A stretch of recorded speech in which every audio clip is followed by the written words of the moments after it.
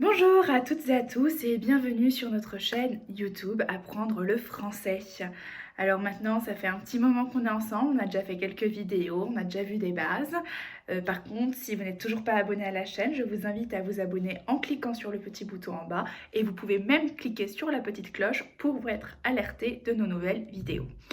Alors dans la vidéo d'aujourd'hui, je vais faire une lecture de texte et puis on va peut-être apprendre des mots ensemble, on va apprendre la prononciation, la lecture, également peut-être apprendre des choses que nous dit le texte. Alors le texte d'aujourd'hui porte sur Paris. Je vais le lire une première fois en entier, puis je le lirai au ralenti une deuxième fois. Paris est la capitale de la France. L'agglomération de Paris compte plus de 10 millions d'habitants.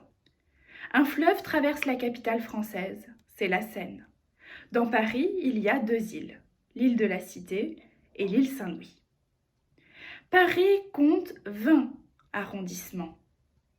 Le 16e, le 7e et le 8e arrondissement de Paris sont les quartiers les plus riches. Ils sont situés dans l'ouest de la capitale. Les quartiers populaires, comme le 19e et le 20e, sont au nord-est de la ville. Les monuments célèbres, les ministères, le palais de l'Élysée sont situés dans le centre de Paris. Paris est la capitale économique, la capitale politique et la capitale culturelle de la France. La ville compte beaucoup de lieux célèbres dans le monde entier comme la Tour Eiffel, l'Arc de Triomphe et Notre-Dame de Paris. Les musées parisiens aussi sont très connus. Il y a par exemple le musée du Louvre. C'est le plus grand musée de France. On peut voir dans le musée du Louvre des tableaux magnifiques. Le plus célèbre est certainement la Joconde de Léonard de Vinci. Paris est une ville très touristique. Chaque année, des millions de touristes du monde entier marchent sur les Champs-Élysées. Ils séjournent à l'hôtel, louent des chambres d'hôtes ou des appartements pour une semaine. Alors, je vais relire maintenant phrase par phrase ce texte et nous allons peut-être pouvoir également l'analyser un petit peu. Paris est la capitale de la France. Je pense que Paris, tout le monde comprend, et la France aussi. Mais alors, qu'est-ce que la capitale ? La capitale, c'est la ville principale d'un pays où se trouve le gouvernement, le centre politique du pays. L'agglomération de Paris compte plus de 10 millions d'habitants. L'agglomération, qu'est-ce que c'est ? L'agglomération, c'est quand on compte la ville de Paris intramuros, mais également les villes qui sont autour. L'agglomération, c'est le fait d'avoir plusieurs villes ensemble et que l'on les compte comme une unité. On parle alors de l'agglomération de Paris lorsqu'on parle de Paris intramuros et les villes autour de Paris. Et en effet, l'agglomération de Paris compte plus de 10 millions d'habitants. Un fleuve traverse la capitale française et c'est la Seine. Vous avez peut-être déjà entendu parler de la Seine. Oui, ce fleuve qui passe par Paris, qui monte jusqu'au Havre et qui se jette après dans la Manche. Un fleuve, vous voyez ce que je veux dire. C'est de l'eau, bien sûr. C'est une rivière, mais en plus grand, parce que les rivières tirent leur source ou se jettent dans des fleuves, alors que les fleuves tirent leur source dans des mers et se jettent dans des mers. Et en effet, Paris est séparé en deux par un fleuve que l'on appelle la Seine. Dans Paris, il y a deux îles, l'île de la Cité et l'île Saint-Louis. Alors, qu'est-ce que c'est que ces îles ? Vous comprenez ce que c'est une île ? L'île de la Cité et l'île Saint-Louis. Mais oui, c'est ça, le fleuve qui traverse Paris, eh bien, dans ce fleuve-là, il y a deux îles, c'est-à-dire deux bouts de terre complètement entourés d'eau. Et pour Paris, il y en a deux, l'île de la Cité et l'île Saint-Louis. D'ailleurs, petite anecdote pour ceux qui comprennent un peu mieux, vous savez que l'île de la Cité, c'est l'île où est installé le palais de justice. Paris compte 20 arrondissements. Alors un arrondissement, qu'est-ce que c'est? Eh bien, c'est comme des communes, mais pour une grande ville, c'est un découpage. En France, il y a 3 villes qui comptent des arrondissements. Vous les connaissez? Oui, oui, c'est bien ça. Paris, Lyon et Marseille. Mais oui, d'ailleurs, quand vous regardez une carte de Paris, on dirait un escargot qui tourne comme ça. Et une autre petite anecdote pour vous.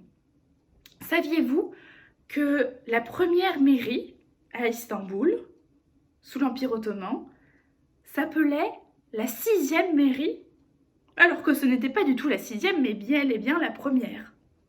Et oui, c'est parce qu'ils avaient pris exemple sur Paris, et que comme dans Paris il y avait des arrondissements, et bien chaque mairie portait le nom de son arrondissement, comme ça l'est toujours. La mairie du premier, la mairie du second, la mairie du troisième, du deuxième, du 10e, du 11e, du 20e. Ben oui, puisqu'il y a 20 arrondissements. Le 16e, le 17e et le 8e arrondissement de Paris sont les quartiers les plus riches. Mais oui, un quartier, qu'est-ce que c'est? Eh bien, dans une ville, il y a plusieurs quartiers. Eh bien, ces 3 arrondissements-là sont là où il y a les quartiers les plus chics, les plus riches. Ils sont situés dans l'ouest de la capitale. Alors, l'ouest, je pense que vous savez, c'est presque comme en anglais si vous parlez anglais. Bien évidemment, si on prend l'étoile polaire, on a le nord, le sud, l'est et l'ouest. Alors, le 16e, 7e et le 8e, c'est-à-dire les quartiers les plus riches de Paris, sont à l'ouest de la ville. Les quartiers populaires, comme le 19e et le 20e, sont au nord-est de la ville. Les quartiers populaires, qu'est-ce que c'est? C'est les quartiers un petit peu moins riches, un petit peu moins chics. Les quartiers où vivent des gens, je ne veux pas dire lambda, mais des gens de la classe moyenne. Voilà. Et où est-ce qu'ils se situent? Dans le nord-est. Le nord-est de Paris. Les monuments célèbres, les ministères, le palais de l'Élysée sont situés dans le centre de Paris. Les monuments célèbres, mais oui, on va en parler bientôt, vous avez compris. C'est là où vont les touristes d'ailleurs, parce qu'ils veulent les voir. Les ministères? Eh bien, je vous avais dit qu'une capitale, c'était la plus grande ville d'un pays, mais surtout, pas forcément la plus grande, mais le centre politique d'un pays, où se trouvait le gouvernement. Ben oui, et les ministères, qu'est-ce que c'est? Eh bien, les différents ministères constituent le gouvernement d'un pays, pour diriger le pays. Et le palais de l'Élysée? Vous connaissez les Champs-Élysées, mais est-ce que vous connaissez le palais de l'Élysée? Eh oui, le palais de l'Élysée, c'est la maison du président de la République. Ou peut-être, un jour, sera-t-il la maison de la présidente de la République. Je vous rappelle au passage que la France est sous sa 5e République. Paris est la capitale économique, la capitale politique et la capitale culturelle de la France. Alors la capitale, ça veut dire la ville la plus importante dans le domaine de l'économie. Et vous pouvez aller voir sur une carte, juste au nord-ouest de Paris se situe le quartier de la Défense, avec toutes ces tours et l'arche de la Défense que vous avez certainement déjà vu. Et oui, c'est le quartier des affaires, comme Cities à Londres par exemple. Alors c'est le cœur économique, c'est la capitale économique. C'est aussi la capitale politique, comme je viens de vous le dire, puisqu'il y a le gouvernement, les ministères. On a parlé du palais de l'Élysée. Et aussi Matignon, bien sûr, où réside le Premier ministre, qui est à la tête du gouvernement. Et puis également la capitale culturelle. Et oui, Paris est une grande ville culturelle où il y a plein de musées. D'ailleurs, je continue avec le texte, la ville compte beaucoup de lieux célèbres dans le monde entier, comme la Tour Eiffel, l'Arc de Triomphe et Notre-Dame de Paris. Mais oui, vous connaissez la Tour Eiffel, ce morceau de ferraille en plein milieu de Paris. qui a été donc inauguré en 1881 pour, et oui, je vous entends le dire, pour l'exposition universelle, exactement. D'ailleurs, petite anecdote, la tour Eiffel n'était pas censée rester après. D'ailleurs, et même que tous les habitants de Paris, c'est-à-dire tous les Parisiens, tous les Parisiennes, étaient fort mécontents d'avoir ce tas de ferraille en plein milieu de leur belle ville. Mais le destin en a voulu autrement, et la tour Eiffel aujourd'hui est un des monuments les plus prisés, les plus demandés, qui veut être le plus vu au monde. Et il est toujours au cœur de notre capitale. L'Arc de Triomphe. Mais oui, vous voyez bien l'Arc de Triomphe. Et aussi, bien évidemment, Notre-Dame de Paris, qui malheureusement en a beaucoup souffert. Qui a brûlé maintes et maintes fois, malheureusement, plusieurs fois dans l'histoire, et dernièrement en avril 2019. D'ailleurs, Notre-Dame de Paris, si vous ne l'avez pas toujours fait, vous pouvez aller tout de suite aller chercher le livre de Victor Hugo. Bien évidemment. Je continue avec le texte.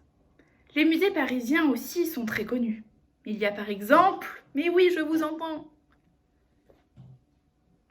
et le musée du Louvre, bien évidemment. D'ailleurs, nous pourrions compter d'autres musées aussi. Le musée Georges Pompidou, bien sûr, Beaubourg, le musée de l'art moderne, le musée, mais oui, le musée du Quai Branly, ou qui est un musée ethnographique, anthropologique, qui s'appelle également le musée Jacques Chirac.